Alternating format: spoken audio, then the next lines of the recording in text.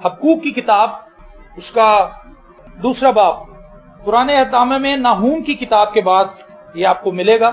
नाहूम और सिफनिया नबी के सहीफे के दरमियान ये एक सहीफा है, हबकूक नबी का सहीफा, उसका दूसरा बाब, और इसकी पहली, दूसरी और तीसरी आयत खुदाम के कलाम में से तिलावत करेंगे। और खुदाम के जिंदा कलाम में यूं लिखा है, मैं अपनी दीदगाह पर खड़ा रहूंगा और बुर्ज पर चढ़कर इंतजार करूंगा कि वो मुझसे क्या कहता है, और मैं अपनी फरियाद की बाबत क्या जवाब दूं। तब खुदावंद ने मुझे जवाब दिया और फरमाया कि रोया को तख्तियों पर ऐसी सफाई से लिख कि लोग दौड़ते हुए भी पढ़ सकें, क्योंकि ये रोया एक मुकर्रा वक्त के लिए है, ये जल्द वकू में आएगी और खता ना करेगी। अगरचा इसमें देर हो तो भी इसका मुंतजर है, क्योंकि ये यकीनन वकू में आएगी, ताखीर ना करेगी। आमीन। ये दौर जो है, ये खुदाम यीशु मसीह की पैदाइश से तकरीबन 625 साल पहले की बात। हबकूक नबी जिस जमाने में नबूवत कर रहा था, ये खुदाम यीशु मसीह की पैदाइश से तकरीबन 625 साल पहले का दौर था। और बाबल उस वक्त सुपर पावर के तौर पर पूरी दुनिया पर हुक्मरान था, और जो मुल्क उसके तसल्लुत में नहीं थे वो बड़ी तेजी से उनको फतह कर रहा था, और अब उसका टारगेट जो था वो बनी इसराइल कौम थी। तो हबकूक जो है वो अपनी कौम की हालत को खुदा के सामने बयान करता है। पहले चैप्टर को अगर पढ़ें तो वहां पर वो कहता है कि मैं कब तक काहो नाला करूंगा, तू कब तक ना सुनेगा। वो खुदा के सामने अपनी मुराद रखता है, खुदा के सामने अपने मसाइल रखता है, और वो कहता है कि मैं कब तक खुदा तेरे हुजूर ये चिल्लाऊंगा कि जुल्म है, तबाही है, बर्बादी है, और तू जवाब नहीं देगा। और दूसरे चैप्टर की पहली आयत में वो कहता है कि मैं अब दीदगाह पर खड़ा रहूंगा और इंतजार करूंगा कि खुदावंद मुझे क्या जवाब देता है। बाबल के लोग जो हैं, इसके बाद जो कुछ किया बाबल के लोगों ने बनी इसराइल के साथ, वो बहुत हैरानकुन है। उन्होंने आग लगा दी शहरों को और लोगों को असीर करके अपने साथ ले गए, और 70 बरस तक बनी इसराइल कौम बाबल के अंदर असीर बनकर रहे। लेकिन जब उसने खुदा के सामने ये बात रखी कि खुदावंद मेरी कौम के अंदर जुल्म भी है, मेरे कौम के अंदर गुनाह भी है, मेरे कौम के अंदर बदकारी भी है, तो तू किस तरह से मेरी कौम को रिहाई बख्शेगा, तू क्यों रिहाई नहीं देता। खुदा ने कहा इनको इस तरह से रिहाई नहीं मिलेगी, बल्कि इनसे भी बदकार कौम इनके ऊपर मैं चढ़ाऊंगा, जो इनको यरगमाल बना के अपने साथ ले जाएगी। तो वो कहता है कि खुदावंद तेरी आंखें तो बदी को देख नहीं सकती, तेरी आंखें तो इतनी पाक हैं कि वो बदी को देख नहीं सकती। लेकिन खुदा ने उससे कहा कि ऐसा जरूर होगा। और उसके बाद हमने पढ़ा कि वो कहता है कि अच्छा मैं खुदा के सामने दीदगाह पर खड़ा रहूंगा। दीदगाह जो है ये क्या चीज होती थी उस जमाने में, मैं आपको एक लेटेस्ट दीदगाह बताता हूं। वो इन्फेंट्री रोड का जो जफर अली का जो नाला है, इसके ऊपर ही है रेंजर्स की दीदगाह। वहां पर एक सिपाही खड़ा रहता है उस मोर्चे के अंदर, और वो हर वक्त उसने बंदूक तानी होती है। वो देखता रहता है कि कौन शख्स है जो इस गेट की तरफ आ रहा है, और अगर कोई वहां पर खड़ा भी हो तो उसे खड़ा नहीं होने देता। तो दीदगाह उस वक्त शहर पनाह होती थी। हर मुल्क ने अपने इर्द गिर्द, अपने शहर के इर्द गिर्द बाउंड्री बना रखी होती थी, और उस बाउंड्री के ऊपर उन्होंने छोटे छोटे मोर्चे बनाए होते थे, जहां पर दिन रात लोगों की ड्यूटी चेंज होती रहती थी, और वो देखते थे कि दुश्मन ने कहीं हम पर हमला तो नहीं कर दिया। और अगर दूर से दुश्मन को आते देख लेते थे तो वो पहले ही अपने लोगों को अंदर बता देते थे कि तुम मोहतात हो जाओ। तमाम सिपाहियों को दीवार पर ले आते थे वो लोग, क्योंकि दूर से दुश्मन को देख लिया जाता। तो वो कहता है कि मैं दीदगाह पर खड़ा रहूंगा। हबकूक का मतलब ये नहीं था कि मैं जाके दीवार पे मोर्चे पे बैठ जाऊंगा, बल्कि वो ये कह रहा है कि मैं दुआ की दीदगाह में खुदावंद का इंतजार करूंगा। वो लोग जो अपनी जिंदगी में दुआ नहीं करते, उनकी जिंदगी इनसिक्योर है, उनकी जिंदगी सिक्योर नहीं है, महफूज नहीं है। जो लोग दुआ करते हैं, जो लोग मुसलसल दुआया माहौल में रहते हैं, खुदा की प्रोटेक्शन के अंदर रहते हैं। तो हबकूक की इस सहीफे में खूबसूरत बात जो हमें सीखने को मिलती है वो ये कि खुदा के हुजूर उसने आहोजारी की, और उसने अपने मुश्किल वक्त में खुदा को पुकारा। मुश्किल वक्त में आमतौर पर लोग परेशान हो जाते हैं और वो इधर उधर भागते हैं, नाउमीद हो जाते हैं, खुदा से दूर चले जाते हैं, कलाम पढ़ना छोड़ देते हैं, दुआ करनी छोड़ देते हैं। उनकी अपनी फैमिली के अंदर लड़ाइयां हो जाती हैं, और मसाइल आ जाते हैं, नौकरी के ऊपर उकताहट आ जाती है, और कई दफा नौकरी छूट भी जाती है। बच्चों की तरफ से परेशानी आ जाती है। जब हमारी लाइफ के अंदर, हमारी लाइफ के ऊपर स्ट्रेस कभी खत्म होता नहीं है, कम हो जाता है, खत्म नहीं होता। मैं नहीं समझता कोई भी जिंदगी ऐसी है जिसके ऊपर कोई बोझ ना हो, जो किसी ना किसी परेशानी का शिकार ना हो। इवन के रूहानी लोग भी परेशानियों का शिकार हैं। पौलुस रसूल अपने खत के अंदर कहता है कि हर रोज मुझे कलीसिया की फिक्र आदब आती, हर रोज उसके साथ ऐसे होता था। उसे कोई ना कोई खबर मिलती थी कि फलां जगह पर ईमानदारों को सताया जा रहा है, फलां जगह पर ईमानदारों को मार रहे हैं, फलां जगह पर उन्हें जला रहे हैं, फलां जगह पर उन्हें भूखे शेरों क्या डाला जा रहा है, फलां जगह पर उन्हें खाल के अंदर सी दिया गया है, और तरह तरह की खबरें वो सुनता था। बहुत सी कलीसियाओं के अंदर गलत तालीमात दी जा रही है, बहुत सी कलीसियाओं के अंदर झूठे नबी उठ खड़े हुए हैं। अगर आप इब्तिदाई कलीसिया की तालीम को देखें और खतूत को पढ़ें तो आपको एहसास होगा, हमें इस चीज का पता चल जाता है, रसूलों के दौर में ही बिदअत शुरू हो गई थी। लोग गलत तालीमात लेकर उठ खड़े हुए थे और उन्होंने खुदाम यीशु मसीह की तालीम को बदलने की कोशिश की थी। और कई अनाजील भी ऐसी सामने आ गई जिनमें मशहूर तरीन अंजील जो है वो बरनबास की अंजील थी, जिसको लोग मानते थे। उसके अंदर कई ऐसे वाकयात लिखे हैं जो इन अनाजील में मौजूद नहीं है, और वो ऐसे वाकयात थे जो मन घड़त थे, और उन अनाजील को लोग इल्हामी मानने लगे और तालीमात जो हैं वो आपस में मिक्सअप होने लगी। तो पौलुस रसूल ने और दूसरे रसूलों ने जो खतूत लिखे हैं, उन खतूत के लिखने की वजह यह थी कि तालीम को दुरुस्त किया जाए। खुदाम यीशु मसीह की कलीसिया की तालीम दुरुस्त होनी चाहिए, इसलिए उन्होंने कलीसियाओं को खत लिखे और उन खतों के अंदर उन्होंने कलीसियाई तौर तरीके को बताया। तो पौलुस रसूल के लिए बात फिक्र की थी कि किस तरह से लोग मसीह से हट रहे हैं। और गलतियों के खत के अंदर वो कहता है कि तुमने रूह से शुरू किया था और अब तुम जिस्म पे खत्म कर रहे हो। तो ये बात उसके लिए फिक्र की थी। तो जिस्मानी लोगों को भी फिक्रें लाहक हैं और रूहानी लोगों को भी फिक्रें लाहक हैं, लेकिन इन तमाम फिक्रों के अंदर हमारे पास सिर्फ एक जगह है जहां पर हम जा सकते हैं, वो दुआ है। जब शैतान अपनी तमाम तरफ फौज लेकर आपके खिलाफ खड़ा हो जाए, जब आपकी जिंदगी गुर्बत का शिकार हो जाए, जब आपकी जॉब छूट जाए, जब आपका शोहर आपको सताए, जब आपके बच्चे आपके हाथ से निकलते हुए नजर आए, जब सब तरफ आपको अबतरी नजर आए, तो आपके पास एक सेफ हेवन है और वो दुआ है। हालेलुया। आप फौरन से भाग के खुदा की हुजूरी में आ जाएं और खुदा की प्रस्तिश करें, खुदा की सताइश करें, अपना मुद्दा खुदा के सामने बयान करें। और हबक्कूक ने भी यही किया। उसे नजर आ रहा था कि एक बहुत बड़ा हमला अब इसराइल पर होने वाला है, और वो दुआ के उस गहरे हाले में चला गया जहां पर वो खुदा की हुजूरी में था और खुदा से बात करने लगा। एक बात मुझे बड़ी हैरान कौन लगी यहाँ पे, वो कहता है और मैं बुर्ज पर चढ़कर इंतजार करूंगा कि वो मुझसे क्या कहता है। उसे ये कंफर्मेशन थी कि खुदा मेरी दुआ का जवाब देगा, खुदा मुझे रिहाई बख्शेगा, इन फिक्रों से मुझे आजाद करेगा। इसमें यह टाइम नहीं लिखा कि उसने कितने दिन दुआ की। उसने 5 दिन दुआ की, 10 दिन दुआ की, 15 दिन दुआ की, 2 महीने दुआ करता रहा और कितने साल दुआ करता रहा। कोई भी स्टेटमेंट यहां पर ऐसी मौजूद नहीं है, लेकिन उसने दुआ की तब तक जब तक खुदा ने उसे जवाब नहीं दिया। हमारी जिंदगी के अंदर दुआ एक ऐसा अमल है जो कभी नहीं रुकना चाहिए। एक ईमानदार की जिंदगी के अंदर दुआ कंटिन्यू जारी रहनी चाहिए, कंटिन्यूली हमने प्रे करनी है। अगर हम दुआ नहीं करेंगे तो हम खुदा से डिस्कनेक्ट हो जाएंगे।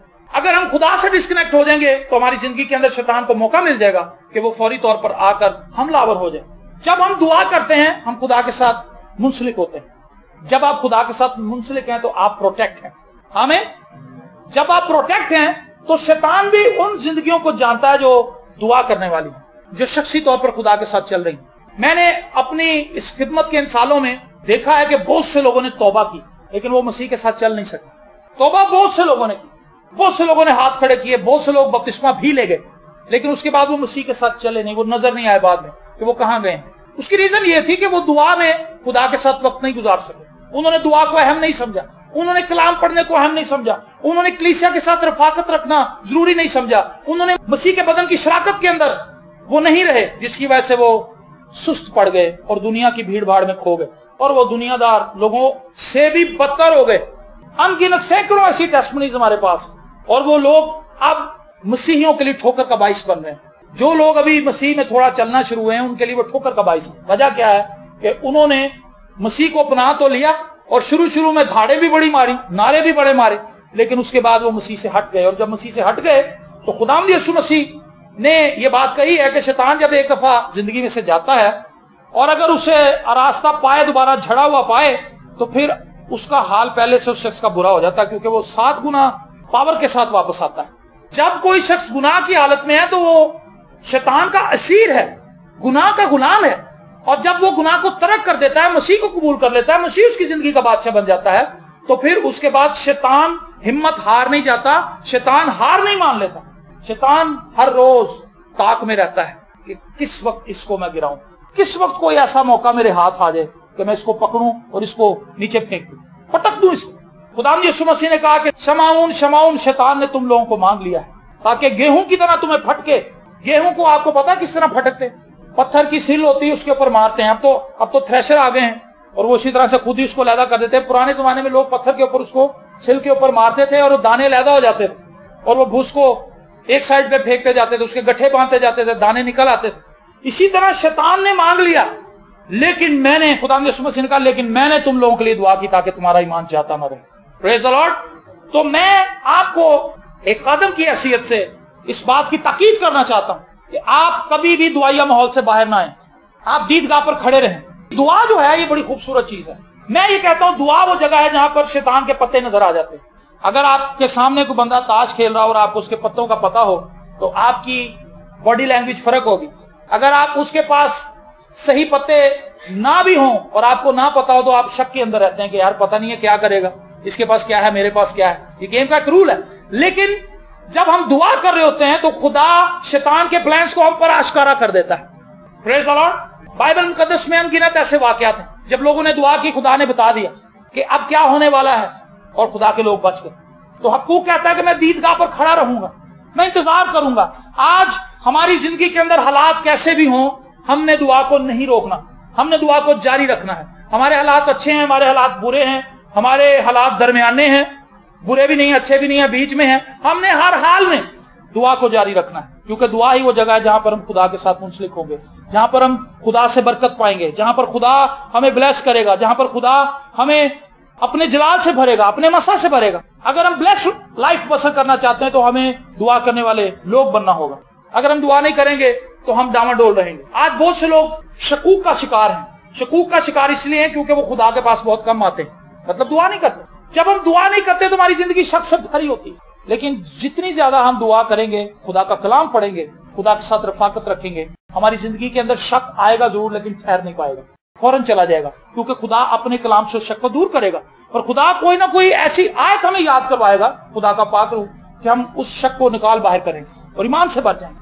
लेकिन जो ज़हन कलाम से खाली है वो शैतान के तीरों का मुकाबला नहीं कर सकता, क्योंकि उसके पास ना ईमान है, ना उसके पास तलवार है खुदा के कलाम की, ना उसके पास पाक रूह है, वो खुदा की रफाकत से बाहर है। इसलिए खुदा की बरकत उसकी जिंदगी पर नहीं है और शैतान बासानी उसे गिरा देगा। हमें शैतान के खिलाफ एक ढाल की जरूरत है और वो ढाल बजाते खुद खुदा है। जब हम खुदा में छुप जाते हैं, ज़बूरी 91 में गाते हैं, खुदा दे पादे हेठा जो कोई इंसान है, खुदा दी खंब दी छां हेठा सदा आराम पांदा। जो लोग खुदा के फरों के नीचे आ जाते हैं, उसकी प्रेजेंस में आ जाते हैं, खुदा उन्हें महफूज रखता है। सो आपने अब देखना है कि हम कितनी दुआ करते हैं डेली, हमारा दुआया माहौल कैसा है, हम किस तरह की दुआ करते हैं, हमारी दुआ की क्वालिटी क्या है। अपने दुआ की टाइमिंग को भी चेक करें, लेकिन क्वालिटी उससे ज्यादा जरूरी है। आपने 3 घंटे दुआ की लेकिन उसके अंदर क्वालिटी कोई नहीं है। मैं आपको 20 किलो चावल ला के दूं, उसके अंदर रोड़े ही रोड़े हों, और उसके अगेंस्ट आपको 2 किलो बेहतरीन चावल, जराफा चावल ला के दूं जो बेहतरीन चावल हों, तो मैं आपके सामने दोनों ही बोरियां खोल के रख दूं तो मेरा ख्याल है आप 2 किलो उठा लेंगे, क्योंकि वो ज्यादा बेहतर है। आपको पता है कि ये जो 10-20 किलो हमारे सामने बोरी के अंदर रखे हैं, इसके अंदर तो पत्थर ही पत्थर है, चुनते हुए भी घंटों लग जाएंगे और चावल भी नाकस है और मुश्किल से 2-2.5 किलो ही निकलने हैं, तो बेहतर है साफ सुथरे उठा लें। तो क्वालिटी मैटर करती। आप दुआ कितनी लंबी करते हैं इससे कोई फर्क नहीं पड़ता अगर उसकी क्वालिटी अच्छी नहीं है। कई लोग हमें बड़े फखर से बताते हैं कि हम 5 घंटे दुआ करते। मैं आपको एक सच्चा वाकया बताता हूँ। हम होल नाइट प्रेयर करते थे बाहर कॉलोनी में। एक शख्स हर दफा यही कहता था कि मैं कल दुआ कर रहा था जी, फिर टाइम का पता ही नहीं लगा, 5 घंटे लग गए। अच्छा, और उसमें ये तरीका कार था कि हर शख्स अपना अपना एक टारगेट बताता था और उसके लिए दुआ की जाती थी। जब उसकी बारी आई तो मैंने उससे कहा कि जी आप बताएं अब किस चीज के लिए आप दुआ करेंगे। उसके पास पॉइंट ही कोई नहीं। 5 घंटे जो बंदा दुआ कर रहा है उसके पास दुआ के लिए पॉइंट ही कोई ना हो। समझ आती है आपको बात? वो झूठ बोल रहा था, वो 5 मिनट भी दुआ नहीं करता, लेकिन वो हमारे दरमियान बैठ के हमें ये जिताना चाहता था कि मैं बहुत रूहानी आदमी, और वो सो भी गया था। दुआ के दौरान उसको नींद भी आ गई थी, और यहां तक कि हमने उसे दूसरे कमरे में भेज दिया था कि भाई आपकी वजह से हम डिस्टर्ब हो रहे हैं। एक भाई था वहां पर, उसने कहा कि जी मुझे इसकी वजह से नींद आ रही है, इसको उठाएं यहां से, इसको भेज दें। तो अगर हमारी दुआ की क्वालिटी अच्छी नहीं है, क्वालिटी कैसे अच्छी होगी? जब हम दुआ के लिए वक्त को महसूस करेंगे। ऐसा टाइम खुदा को ना दें जिसमें आप थके हुए हैं, जिसमें आप बिल्कुल बेजार हैं, اور آپ ایک ڈیوٹی پوری کر رہے ہیں کہ بس میں نے دعا کرنی ہے، دعا کر رہے ہیں ہاللیلویا، اور اسی میں سو گئے. یہ کوالٹی نہیں ہے، یہ ناقص دعا ہے، اور یہ خدا کو جلال دینے کے لیے نہیں. آپ ایسا ٹائم لیں جس میں آپ فریش ہوں. ہم ہمیشہ یہی بتاتے ہیں، آپ اپنے پورے دن کا شیڈیول دیکھیں، کس ٹائم میں آپ خدا کو بہتر وقت دے سکتے ہیں، وہ وقت خدا کو دیں. اور کئی دفعہ ایسے ہوتا ہے کہ آپ کی ڈیوٹیز شفل کرتی ہیں، آپ کے کام شفل کرتے ہیں، بدل جاتے ہیں، ادھر ادھر ہو جاتے ہیں. پھر آپ اگلے دن کے لیے سوچیں کہ کل تو میری دعا کے ٹائم پہ صبح صبح میں نے یہ کرنے جانا ہے، اب میں اس ٹائم میں یہ کام کروں گا. میں نے یہ تجربہ کیا ہے، شیطان اس چیز میں پھنسا لیتا لوگوں. کئی لوگ کہتے ہیں جی میں نے 6 بجے ہی صبح اٹھ کے دعا کرنی. اس جھانسے میں نہ ہے شیطان. آپ بہترین وقت دوپہر کو بھی خدا کو دے سکتے ہیں. اگر آپ صبح 6 بجے دعا نہیں کر سکے تو آپ دوپہر کو وقت دیں خدا کو، شام کو دیں، رات کو دیں، لیکن دعا کریں، روز بلا ناگا دعا کریں. شیطان کہتا ہے 6 بجے مس ہو گئی، کہتا اوہو کام خراب ہو گیا، تیرا تو سارا سلسلہ ٹوٹ گیا. اور پھر اس کے بعد اگلے دن بھی اسی طرح کی کوئی آزمائش آ جاتی، 2-3 دن کا گیپ آ جائیں. شیطان کہتا بھائی تو اپنی کمٹمنٹ پہ پورا نہیں اترا، خدا تجھ سے خوش نہیں ہے، اور ہم نا امید ہو کر چھوڑ دیتے ہیں کہ اب ہم مزید دعا نہیں کر سکتے. لیکن آپ عقل مندی کے ساتھ چلیں، بے وقوفوں کی طرح نہ چلیں، شیطان کے بہکاوے میں نہ آئیں، حکمت سے چلیں. خدا کے لیے سبھی وقت وقت ہیں. آپ صبح کو بھی دعا کریں گے خدا سنے گا، دوپہر کو بھی کریں گے سنے گا، شام کو بھی کریں گے سنے گا. بائبل مقدس میں صبح کی دعاؤں کا ذکر بھی ہے، دوپہر کی دعاؤں کا ذکر بھی ہے، شام کی دعاؤں کا ذکر بھی ہے، رات کے پہروں کی دعاؤں کا ذکر بھی ہے. سارے وقت آپ کے لیے ویلڈ ہیں. آپ دعا کر سکتے ہیں لیکن دعا کریں. ایک وقت پہ اپنے آپ کو ٹھہرا نہ لیں کہ اگر صبح دعا نہیں ہوئی تو ہو بس کل کریں گے. کل بھی صبح کوئی شیطان نیا پنگا آپ کے سامنے کھڑا کر دے گا اور آپ پھنس جائیں گے. اس لیے حکمت سے چلیں.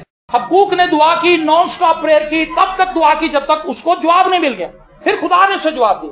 خدا نے اس سے کہا، تب خداوند نے مجھے جواب دیا اور فرمایا کہ رویا کو تختیوں پر ایسی صفائی سے لکھ کہ لوگ دوڑتے ہوئے بھی پڑھ سکیں. جو کچھ اب میں تجھے بتانے لگا ہوں اب اس کو بلیک بورڈ پہ اتنا بڑا لکھ لے کہ اگر کوئی بھاگتے بھی تیرے سامنے سے گزرے تو وہ پڑھ لے. اتنی بڑی بڑی عبارت ہونی چاہیے، کیونکہ یہ رویا ایک مقررہ وقت کے لیے ہے. یہ جلد وقوع میں آئے گی اور خطا نہ کرے گی. اگرچہ اس میں دیر ہو تو بھی اس کا منتظر ہے، کیونکہ یہ یقیناً وقوع میں آئے گی، تاخیر نہ کرے گی. اس کے اندر بڑا بھید ہے. خداوند نے اس کو پھر بھی مخصوص وقت نہیں بتایا. خدا کو وہ وقت پتا ہے.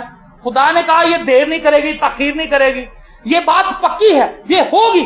لیکن اگر دیر ہو بھی جائے تو بھی تو نے منتظر رہنا ہے، کیونکہ یہ میری طرف سے مہر ہے، یہ فکس ہو گئی ہے بات. اب ایسا ہوگا تو حقوق جو ہے وہ خدا سے مزید ڈیبیٹ نہیں کرتا کہ نہیں خدا مجھے وقت بھی بتا. وہ اسی پہ راضی ہو جاتا ہے. خدا نے مجھ سے کلام کیا ہے، خدا نے کہہ دیا کہ اب ایسا ہوگا، اور خدا نے مجھ سے کلام کر دیا. اس کا دل خوش ہو جاتا ہے اسی سے، اور وہ شکر گزاری میں لگ جاتا ہے. پریز دی لارڈ. اور اس کے آخری چیپٹر کے اندر وہ شکر گزاری کرتا ہے، اور وہ شکر گزاری بڑی عجیب ہے. جب اس کو یہ بات سمجھ آ جاتی ہے کہ میں نے دعا کی ہے، خدا نے میری دعا سن لی ہے. اگر آپ کو اس چیز کا پتا چل جائے کہ جو کچھ میں خدا سے مانگ رہا ہوں خدا نے میری سن لی ہے، تو پھر اس کے بعد مزید بحث کی ضرورت نہیں. اس کے بعد ایمان رکھیں اور انتظار کریں. دعا کرنے والے شخص کی زندگی کے اندر دعا کے بعد جو دوسرا مرحلہ ہے، جس کے تعلق سے ہم نے سنڈے کو بھی یہ پیغامات سن رہے ہیں، اس کے اندر ہم نے دیکھا کہ خدا وقت کا خدا ہے. خدا اگر کچھ کہہ دے کہ میں یہ کروں گا تو پھر خدا کر دیتا ہے. بہت کم ایسے ہوتا ہے کہ خدا ٹائم بتائے کہ میں پرسوں یہ کروں گا، میں کل شام کو یہ کر دوں گا، میں اگلے ہفتے کروں گا. زیادہ تر خدا کہتا ہے میں کروں گا. بس ہم نے ایمان رکھنا. اور یہی وہ ٹائم ہے جس کے اندر شیطان آ کر اپنا کام کرتا ہے. یہی وہ پیریڈ ہے جس کے اندر آپ کا ایمان بڑھ بھی سکتا ہے، آپ اپنا ایمان کھو بھی سکتے ہیں، جس کے اندر آپ ترقی بھی کر سکتے ہیں، جس کے اندر آپ تنزلی کا شکار بھی ہو سکتے ہیں، جس کے اندر آپ ایمان سے بھی بڑھ سکتے ہیں، جس کے اندر آپ شک سے بھی بڑھ سکتے ہیں، جس کے اندر آپ اپنا معاوضہ لے بھی سکتے ہیں، آپ اپنا معاوضہ مس بھی کر سکتے ہیں. آپ 0 سے چل کے 10 پہ بھی آ سکتے ہیں، یا آپ 0 سے مائنس میں جا سکتے ہیں. اس ٹائم کے اندر بہت محتاط ہونے کی ضرورت ہے. بہت دفعہ ایسے ہوتا ہے کہ لوگ محتاط نہیں ہوتے. وہ دعا کرتے ہیں، خدا خادموں کے وسیلے عبادات میں ان کے لیے بولتا ہے، اور جب کچھ مہینوں کے بعد وہ پورا نہیں ہوتا وہ دل برداشت ہو کے چھوڑ جاتے ہیں. چرچ بھی آنا چھوڑ جاتے ہیں، کلام پڑھنا بھی چھوڑ جاتے ہیں، دعا کرنی بھی چھوڑ جاتے ہیں، رفاقت کرنی بھی چھوڑ جاتے ہیں، پرستش کرنا چھوڑ دیتے ہیں، گیت گانا چھوڑ دیتے ہیں، خدا کے لوگوں سے رفاقت رکھنی چھوڑ دیتے ہیں، اور دنیا داری کے دھندوں میں اور بھی پھنس جاتے ہیں. لیکن خدا چاہتا ہے کہ ہم ایسا نہ کریں، ہم حکمت سے چلیں. جب اسے پتا چل گیا کہ خدا میری دعا کا جواب دے چکا ہے، خدا نے مجھ سے کلام کر دیا ہے، اب یہ ہونا ہے. پریز دی لارڈ. تو پھر وہ کہتا ہے آخری چیپٹر کے اندر، اس کا تیسرا چیپٹر ہے، آخری چیپٹر، اس کی 17 ورس سے میں پڑھوں گا.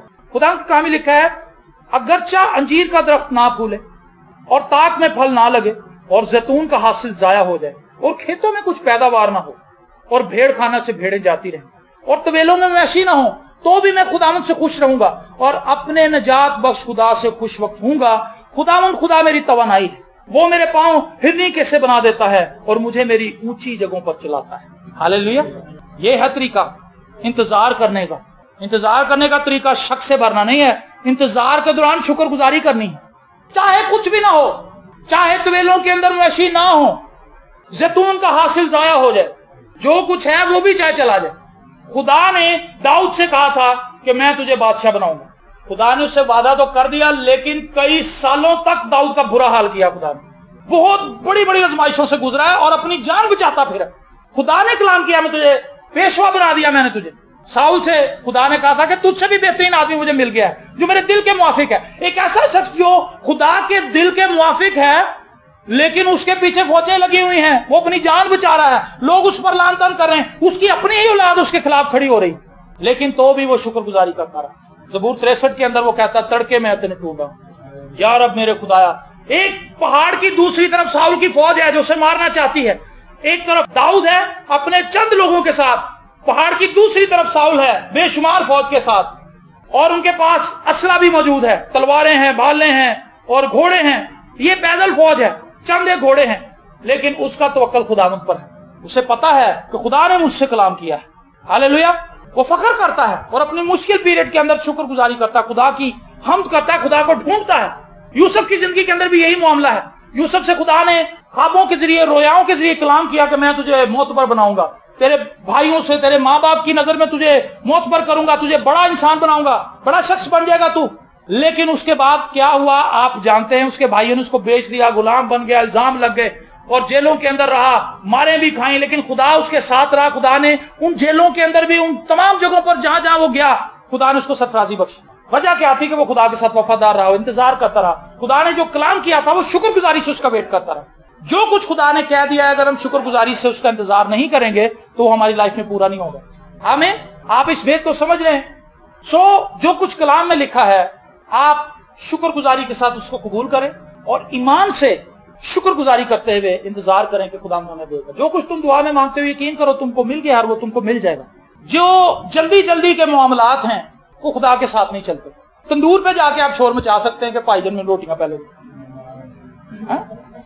مہمان آ گئے، آپ بل کی لائن میں جا کے رد و بدل کر سکتے ہیں کہ پہلے میں آیا تھا۔ آپ دنیا کے کسی بھی ادارے کے اندر جا کر جلد بازی کا مظاہرہ کر سکتے ہیں کہ میری باری تھی، جھوٹ بول سکتے ہیں، لیکن خدا کے سامنے آپ کچھ نہیں کر سکیں گے، آپ کو ویٹ کرنا ہی پڑے گا۔ آمین۔ ہم کہتے ہیں خداوند دے تو کرنا ہے تے کار نہیں تے پھر میں تے چلنا، ایس چرچ تے برکت ہی کوئی نہیں، بھاگ کے اگلے چرچ چلے جاتے ہیں۔ در حقیقت خدا کا ہی وہ وقت نہیں ہے۔ آپ پوری کلیسیاؤں کے اندر اپنے کارڈ دے دیں، پریئر کارڈ، کہ اس چیز کے لیے دعا کرے، جب تک وقت نہیں آئے گا دنیا کا کوئی خادم آپ کی مدد نہیں کر سکتا۔ آمین۔ لیکن جب وقت آ جائے گا تو چاہے کوئی بچہ ہی آپ کے لیے دعا کر دے، چاہے آپ خود ہی اپنے لیے دعا کر لیں، کام ہو جائے گا۔ سمجھ رہے ہیں میری بات؟ یہ بڑا آسان بھید ہے، لیکن مشکل اس لیے ہے کیونکہ ہم اسے اڈاپٹ کرنا نہیں چاہتے۔ کئی سالوں سے ہم اسے سن رہے ہیں اور لوگ ہمیں یہی کہتے ہیں کہ سر جی ہم تو دعا کر رہے ہیں، ہم تو دعا کر رہے ہیں، ہم تو دعا کر رہے ہیں، لیکن خدا کوئی ہل جل نہیں کر رہا۔ اب کیا ہوگا؟ ہم پھر کیا کریں؟ اب ہم کدھر جائیں؟ سانو دسو۔ کئی لوگ ہمارے پاس آتے ہیں اور وہ ہمیں خدا کا وکیل سمجھتے ہیں، وہ سمجھتے ہیں کہ شاید خدا کی ساری انفارمیشن ان کے پاس ہے اور جو کچھ خدا میری زندگی میں کرنا چاہتا ہے انہیں پتا ہے لیکن یہ مجھے بتا نہیں رہے، اور وہ ہم سے آ کے لڑائی کرتے ہیں، جھگڑا کرتے ہیں، وہ کہتے ہیں جی سانو دسو تسی، اسی پھر کتنے جائیے؟ اسی کہنے یار اسی دعا ہی کرو، اور کی کرنا، اور کوئی حل نہیں۔ یہاں ہم بھی کرتے ہیں، آپ بھی گھر جا کے دعا کریں، اور کئی لوگ تو خوشی سے قبول کر لیتے ہیں لیکن کئی فیڈ اپ ہو کے جاتے ہیں، ان کے چہروں سے ہمیں پتا چل جاتا ہے کہ انہوں نے اس چیز کو قبول نہیں کیا۔ آج سے آپ اپنی زندگی کے اندر اس بھید کو سمجھیں کہ ہم نے مستقل دعا کرنی ہے، ہم نے دعا کے اندر رہنا ہے، ہماری زندگی کے اندر خوشحالی ہے، بدحالی ہے، کوئی بھی حالات ہیں، ہم نے خدا کے ساتھ چلنا ہے، ہم نے کلام پڑھنا ہے، ہم نے خدا کی رفاقت میں رہنا ہے، اور جب ہم دعا کریں گے تو ہم نے انتظار بھی کرنا ہے۔ خدا کی خوبصورت بات یہ ہے کہ خدا کبھی بھی وقت سے لیٹ نہیں ہوتا، خدا ہمیشہ وقت پر آتا ہے۔ آمین۔ جب ہمیں محسوس ہوتا ہے کہ اب میری گردن کٹنے ہی والی ہے، خدا وہاں سے ہٹا لیتا ہے۔ شیروں کی ماند کے اندر شیروں کو کچھ کہنے نہیں دے گا، لکھا ہے اسی آیت کے اندر، ہم نے اس کو پڑھا نہیں، اگلی آیت لکھی ہے اسی چیپٹر کے اندر جو ہم نے پڑھا ہے کہ وہ کہتا ہے میں دیدگاہ پہ کھڑا رہوں گا، دوسرے چیپٹر میں اس میں کہتا خدا کہتا میرا راست باز بندہ ایمان سے جیتا رہے گا. تو آپ کے پاس جو آپشن ہے وہ یہ ہے کہ آپ ایمان سے جیتے رہیں گے، آپ کو ہوگا کچھ نہیں. یہ شیطان کا جھانسا ہے. پچھلے دنوں کی میں آپ کو لیٹسٹ وائب بتاتا ہوں، کل کی برانڈ نیو وائب. میں ایک اسٹوڈیو میں کام کرتا ہوں چھوٹا سا، آپ اس کو جانتے ہیں، اسکرپٹس وغیرہ لکھتا ہوں، مسیحی اسکرپٹ ہے پنجابی کے، لیکن میں اس کو کر رہا ہوں یہ سمجھ کے کہ یہ خدمت ہے اور کچھ نہ ہونے سے کچھ ہونا بہتر ہے، چاہے وہ تھوڑا ہی ہو. تو میں اس کو کرتا ہوں. اس سے یہ ہے کہ میں کلام کے ساتھ بھی جڑا رہتا ہوں، ڈیلی کلام کو پڑھتا ہوں مختلف حصوں سے، تاکہ میں اس میں سے کچھ لکھ سکوں. مین وجہ میری یہ تھی کہ اگر میں یہ نہیں لکھوں گا تو بائبل کی اسٹڈی میری کم ہو جائے گی. تو میری بائبل اسٹڈی کم ہو رہی تھی، میں نے اس سے فائدہ اٹھایا اور میں نے کہا کہ چلو میں ان پروگرامز کو لے لیتا ہوں، لکھتا ہوں تو میری بائبل اسٹڈی ٹھیک رہے گی. تو پچھلے دنوں میں ایسا ہوا کہ میرے پاس کہیں سے کوئی پیسہ نہیں تھا میرے پاس، اور کرائے کے میرے دن قریب آ گئے. میں نے اپنی بیوی سے کہا بھائی ہوا یہ کہ انہوں نے مجھے کہا تھا کہ ہم آپ کو اگلے مہینے بلائیں گے. تو میں نے دعا کی رات کو، میں نے کہا خداوند اس دفعہ کرائے کے میرے پاس پیسے نہیں ہیں، میرا ایمان ہے کہ تو مجھے کرایہ اتنے سالوں سے دے رہا ہے تو اب بھی دے گا، میں نے صرف تجھ سے مانگنا ہے، اب آگے راستہ کھولنا تیرا کام. جب میں دعا کر کے صبح اٹھا تو وہاں پر جو انچارج لڑکی ہے اس نے مجھے فون کیا. اس نے کہا کہ بھائی آپ اس مہینے میں کچھ پروگرام دے سکتے ہیں. مجھے سمجھ آ گئی کہ بھائی خدا نے کام کیا. میں کہا جی ضرور دے سکتا ہوں. تو وہ موسٹلی ایسے ہوتا ہے کہ وہ کہتے ہیں جی آپ 8 پروگرام لے کے آئیں، بس اس سے زیادہ. تو میں نے کہا کہ جی کتنے پروگرام لانے ہیں؟ اس نے کہا جتنے مرضی لے آئیں. 2 سال سے میں ان کے ساتھ، وہ 8 ہی پروگرام ریکارڈ کرواتے ہیں. اس کے بعد جب وہ ختم ہونے والے ہوتے ہیں تو مجھے پھر بلاتے ہیں. لیکن انہوں نے کہا جی آپ جتنے بھی ریکارڈ کروائیں اب آپ کی ہمت. میں نے سوچا یار اس کا مطلب ہے میں زیادہ لکھوں تو میرا کرایہ نکل سکتا ہے. میں نے کوشش کی لیکن پھر بھی اتنے نہیں لکھ سکا جتنے سے میرا کرایہ نکل آتا. وہ پھر بھی 3000 کا اس کے اندر فرق آ رہا تھا. تو جب میں وہاں پر پہنچا میں نے پروگرام ریکارڈ بھی کرائے. میں نے کہا چلو خدا اتنے پیسے دے دے گا، باقی بھی خدا مہیا کر دے گا. تو جب انہوں نے مجھے پیمنٹ کی تو انہوں نے کہا کہ جی ہم ایک بات آپ کو بتانا چاہتے ہیں، وہ یہ کہ جتنے سالوں سے آپ ہمارے ساتھ کام کر رہے ہیں آپ نے کبھی بھی پیمنٹ کی ہم سے بات نہیں کہ جی میرے پیسے بڑھائیں، میرے پیسے کم ہیں. دوسرے لوگوں نے ہم سے ہمیشہ یہ بات کی ہے کہ جی ہمارے پیسے کم ہیں، جی پیسے بڑھائیں بہت کم ہیں، لیکن آپ نے کبھی بات نہیں کی. لیکن کل ہم بیٹھے ہوئے تھے، ہم نے آپس میں میٹنگ کی ہے تو ہم نے لسٹ دیکھی ہے ان 2-2.5 سالوں کے اندر سب سے کم پیمنٹ آپ کو ہم نے دی ہے، تو اب ہم آپ کو زیادہ پیسے دیں گے. اور ہوا یہ کہ جو 3000 کے لیے میں سوچ رہا تھا کہ یار اب یہ کیسے ہوں گے، وہ 3000 مجھے ایکسٹرا مل گئے، بلکہ 500 روپیہ زیادہ ملا. میں 15 تاریخ کو کرایہ دیتا تھا، میں نے 1 دن پہلے کرایہ دے دیا. آمین.